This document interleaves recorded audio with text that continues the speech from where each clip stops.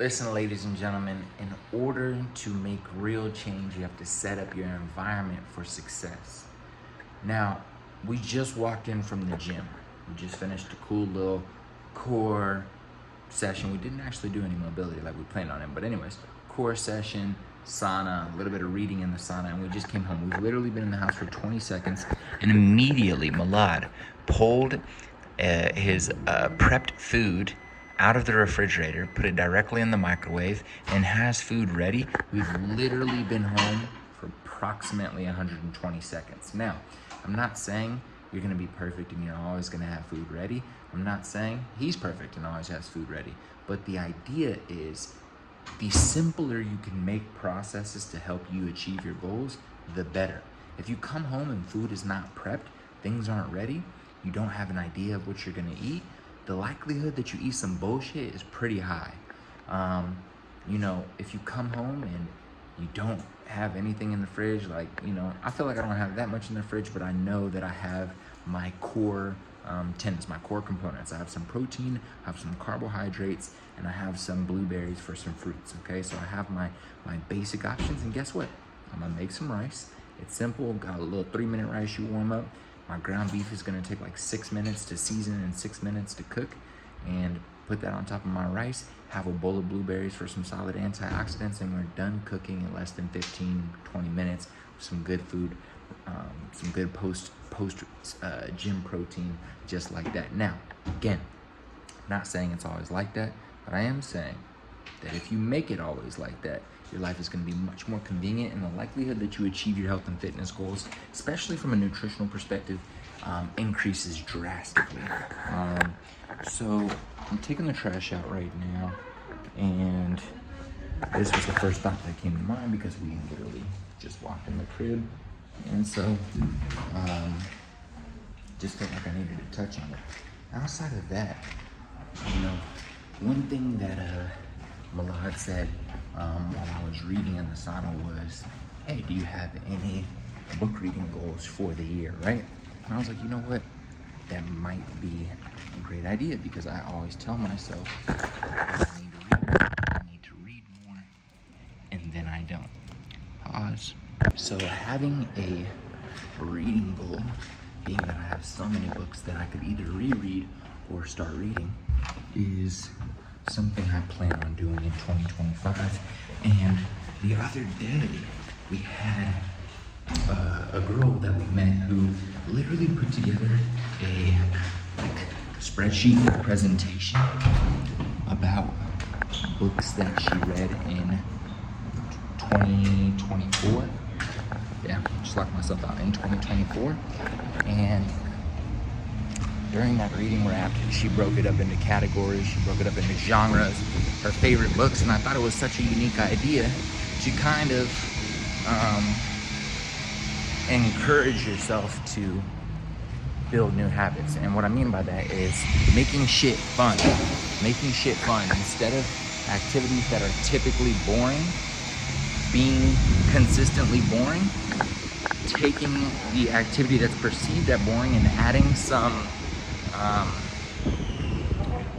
something to it to make it unique, fun, interesting, intriguing is always a big W when it comes to doing activities you're not a huge fan of. So, just a recommendation. A recommendation that can assist you in developing and creating these new habits you set for yourself in 2025. So, anytime you can create a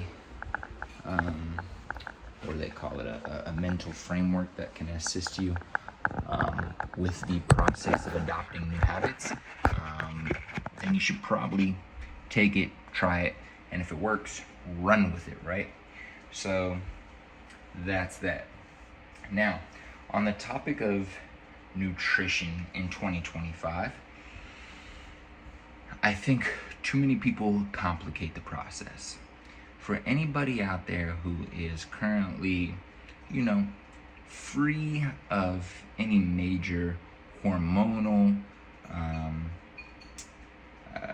issues from a health perspective, that's free of any very specific disease that's impacted by certain nutritional choices. If you're free of those two things and you kind of have like free will around the food that you want to eat, and let's see, if you like eat a certain food, you're not gonna die.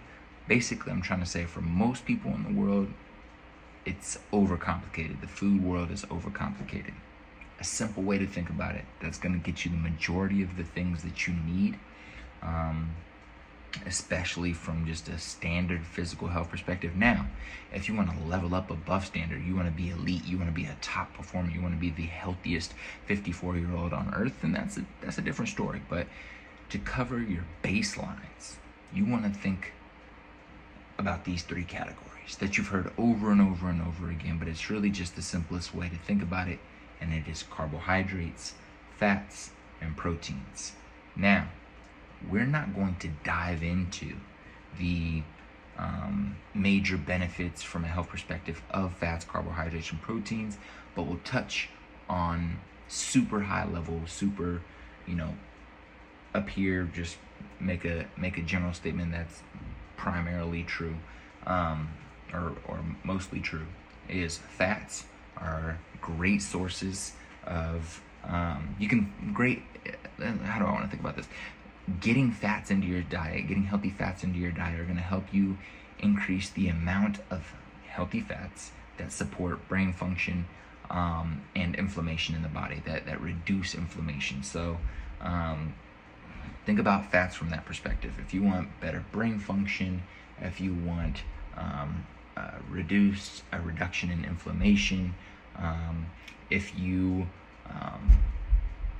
want an alternative energy source for long distance running or other types of athletic performances, then you could consider fats a good use of energy, but not really.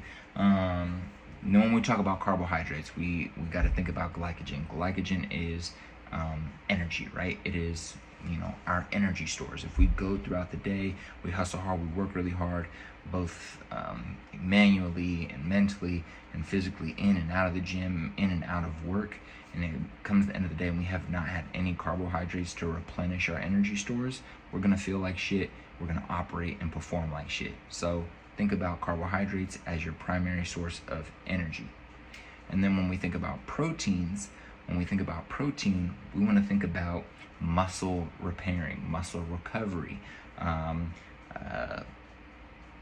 There's plenty of other roles that protein, fats, and carbohydrates play, but let's just think about that. Protein for muscle recovery, muscle building, carbs for a primary source of energy, and fats for a great way to reduce inflammation in your body, right? So you think about those three categories, and when you look at your plate, you want to make sure all three of those are covered. You want to make sure you have a source of carbohydrates. You want to make sure you have a source of proteins. You want to make sure you have a healthy source of fats. You want to make sure that these three categories are covered. And depending on your goal personally, and depending on what your doctor tells you, and what your personal trainer or your forgot what they're called, but blood doctor tells you, then you adjust those in amounts depending on you as an individual, right? But if you have, for example, I'm about to make a plate of food. I'm simple. I'm about to go get some rice, some white rice, some jasmine rice, carbohydrate source, going to replenish energy from today's workout and from training my clients this morning. Then I'm gonna cook up some ground beef. Ground beef has some fats in it, but it is my primary source of protein in this meal to help with muscle recovery and muscle building from my strength training sessions from today and throughout the week.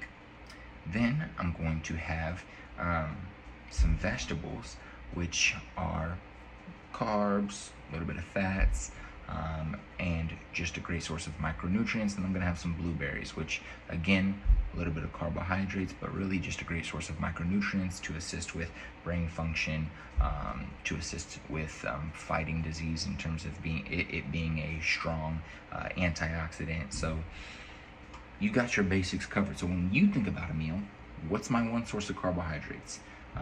What's my vegetables, fruits? What's my one source of healthy fats? Is it a quarter of avocado? Is it salmon for today? Is it a certain type of butter I buy? Like, what is my primary source of fats for the day? And then what is going to be my primary source of protein to help hit my protein goal for the day? Simplify the process, and you will be much happier with how much time it takes and how much energy it takes to think about food.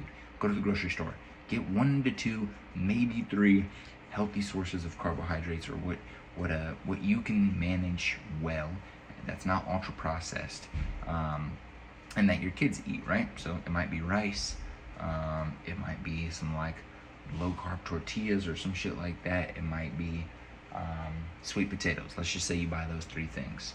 So you got those 3 sources of carbohydrates. Then you get you and your kids' favorite sources of proteins, right? Let's just say it's ground chicken, ground beef, and steak, okay? So you buy those 3 sources of protein.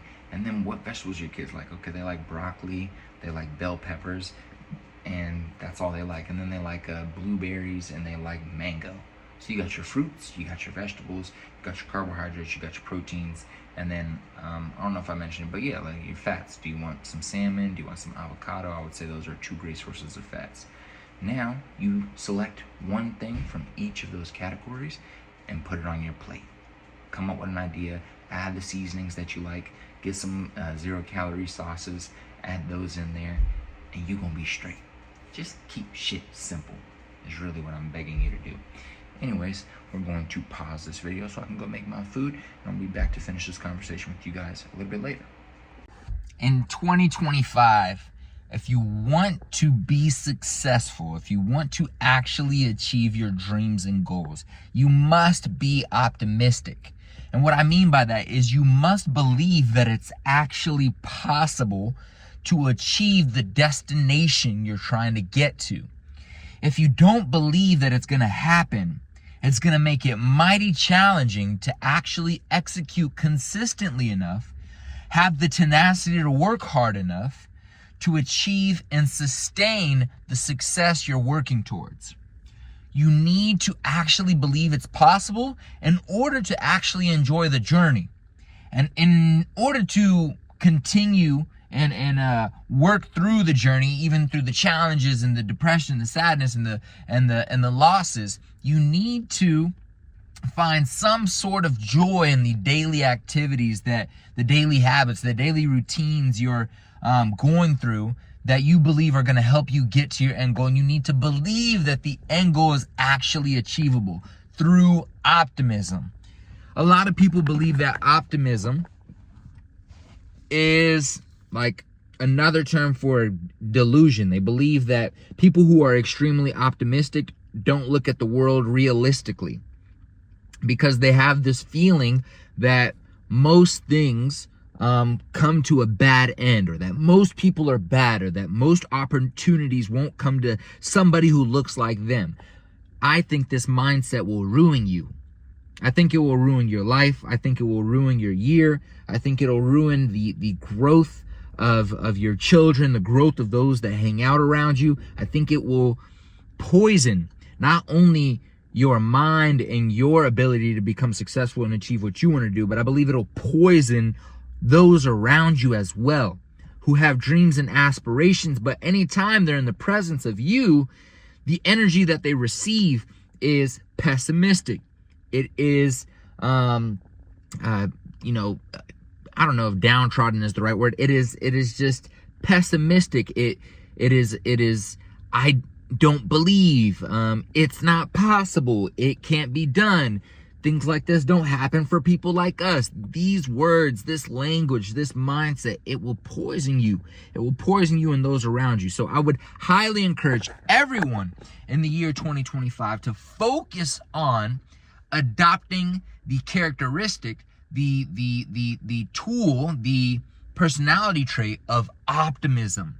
And if you don't know how to do that, the number one thing I recommend is thinking about or writing down the first 3 people that come to mind that are in your life that you think are just oh so optimistic. They're always happy. They always believe they can achieve whatever they want. They always set big goals for themselves, and no matter what, they always believe they can get there. You have to know 2 or 3 people in your life that, you know, operate like that, because those people probably trigger you. They probably irritate you. You've probably told them before, oh, that's not true. Oh, that can't happen. That won't happen for me. Think about those people. Write their names down, and then spend as much time as possible with them. If that's not possible, we live in the age of the internet, where you can find people on the internet, YouTube videos, podcasts, books, music of individuals who look just like you, who have achieved big, outrageous dreams that you just can't even imagine. There are people in the world who look just like you who have done it, and are talking about it on podcasts, are talking about it on YouTube videos, are writing about it on Twitter, are writing about it on Reddit, are writing about it on Medium. They're on their Substack, on their newsletter. Subscribe to these people. Watch these videos. Listen to these podcasts 24/7, 365 until you feel like you've genuinely adopted the mindset that's needed to be great. Hopefully, this hits somewhere in your soul. You receive it and you take it into 2025. That's the end of this video. Have a great day.